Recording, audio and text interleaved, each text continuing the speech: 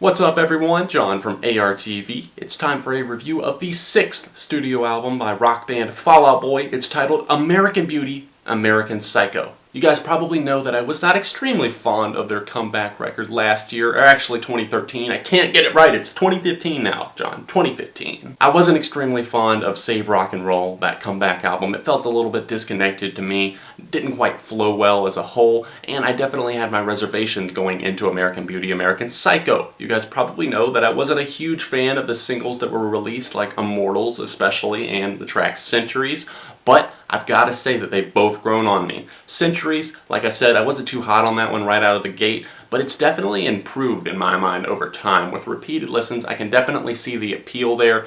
Definitely got that sports appeal if you're really into sports. You probably heard it on every highlight reel on ESPN and ESPN2 for the past 6 months, and you probably fucking hate it at this point. But for me personally, I haven't heard it that much because I don't really watch TV or really listen to the radio. So Centuries, I can get the appeal. It's definitely empowering. It's got a nice guitar kind of in the background flowing of that chorus. Although I don't really like the chorus that much, it does get a bit irritating. I think the verses are this song's strong point. The track Immortals was originally in the film Big Hero 6, a Disney movie, but they said that there was going to be a reworked version on the album. And while it's nothing incredibly different, and it still kind of has that Middle Eastern leaning opening that feels semi-awkward to me, I think that this song has improved just because I feel like the guitars get louder, a little bit more in your face. The chorus is more abrasive this time around. Something feels different about the way Patrick's vocals were. I think maybe a few of the lines were tweaked in terms of the lyrics on this song. It's a weird thing for me to say because I initially dismissed that song as kind of pop rock garbage and just Fall Out Boy just kind of sailing out the window and throwing their career away, but the more I think about it, I guess the more it makes sense. This album is an album. It flows well together. A lot of these tracks just feel like they're in a very similar vein. There's definitely a few that feel kind of like an odd man out, the title track being one of those, but in a very, very positive way. I think this album just really feels like a creative piece. It's definitely something that flows lyrically as well. A lot of these songs do talk about similar things like relationships and problems with life and how to deal with them and how to overcome. It's like I said about Centuries, it's kind of empowering at times, and then there's those tracks that are just a lot more fun and kind of a loose cannon, like the title track American Beauty, American Psycho. That's one for me that just kind of hits hard. It shows that Patrick Stump has this cool vocal range that doesn't just work for a pop song, like for your standard pop song, like maybe like Centuries, or even off of the last record, Alone Together. I think this one shows off that he can get a little bit more zany, especially in the bridge of this track. The guitar's unleashed. Joe Thurman shows us what he's made of here on this one. He does that on this track, and there's another one like Thurman where I see him unleashing a little bit more, and I like to give him props for that. And Andy Hurley gets to get a little bit wild instead of just stomping out those standard kind of pop-leaning drums on tracks like Jetpack Blues or 4th of July or even Favorite Record. I like that he mixes it up on that title track and actually adds some more of his own personality. Now, I don't want you to think that I'm dissing the electronic-leaning drums on tracks like Thurman, because that one right there honestly might take the cake for me in terms of favorite songs on this album. It's between that and another electronic-leaning kind of hip-hop influenced drum performance on the track Jetpack Blues. Those are my top 2 favorites on this record, so I'm definitely not opposed to those more programmed leaning drums. The thing that works about both of those tracks is that they are emotionally in check, and I think Jetpack Blues especially, that one is. It's kind of like seeing a love kind of fading and kind of fleeting into the night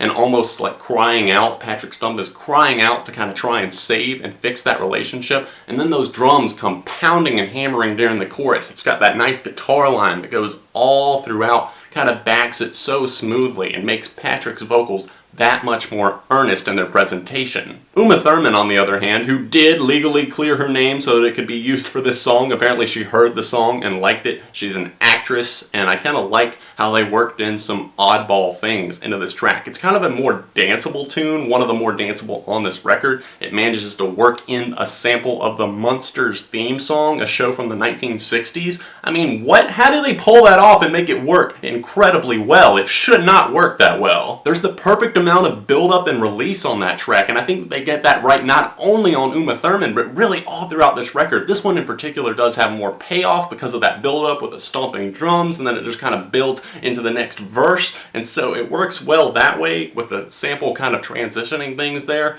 But I think all throughout this record, Fall Out Boy just really seemed to be finding their groove and knowing where their place in the alternative and the pop world is in 2015. There are a few tracks near the end of this record that kind of start blending together for me and have me thinking like, okay, we're doing the program drum thing again on 4th of July and then again on Favorite Record. That's definitely a choice, but it just doesn't really work for me. It doesn't do enough for them to separate themselves from the rest of these tracks and kind of give them their own identity so that I could be like years from now like, oh yeah, let me revisit that song. It doesn't have that for me. Now, I'm not saying that these are bad songs because I don't think that there are honestly any skippable tracks on this album. It's just that those kind of feel like they might fade quicker than some of the tracks like Thurman, The Kids Aren't Alright, or Jetpack Blues. Now, I just mentioned The Kids Aren't Alright. That's another one that really moved up in my books. I initially heard it, I think I heard the iTunes preview actually, and I wasn't really on board with it. It felt a little bit cheesy to me, and I wasn't really a fan of the whole song title thing because it's an Offspring song. But then I actually heard the full version of the track whenever I started listening to the album, and I was just like, whoa.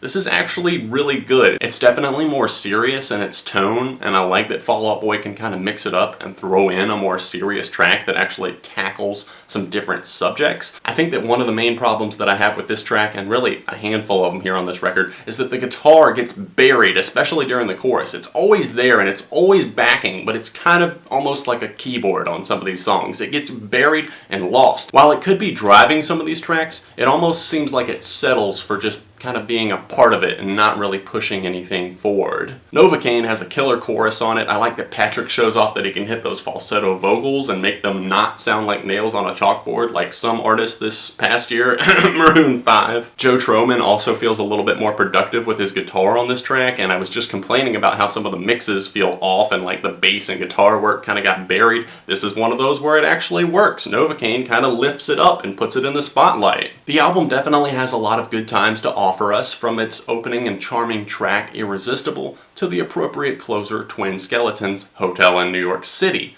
I think that even though this album did come together kind of quickly, I'll admit that, and like I said, I had my reservations about that. I thought it might sound rushed, but it really does not at all sound rushed or compromised in any way. It's a step up from their last album, and I've got to give Fall Out Boy credit for proving me wrong. American Beauty, American Psycho is a 4 out of 5. If you've heard the album, let me know your thoughts on it in the comments section down below. Make sure to pick yourself up a copy when it comes out officially January 20th through DCD2/Island Records. Of course, if you want more information on the album, you can always check down below. Don't forget, you can always find me on Facebook, Twitter, Instagram, and my vlog channel. The links are down below. I just made a little montage of my vlog life from the past 2 years, the best moments, so you can click right down below to see that, or the link in the description. And as always, if you'd like to support the channel, help the videos and reviews keep coming on not only this channel, but beyond ARTV as well, you can donate to ARTV. Click that top link in the description down below. Make sure to hit the like button on this video and subscribe to the channel if you'd like to see more content from me,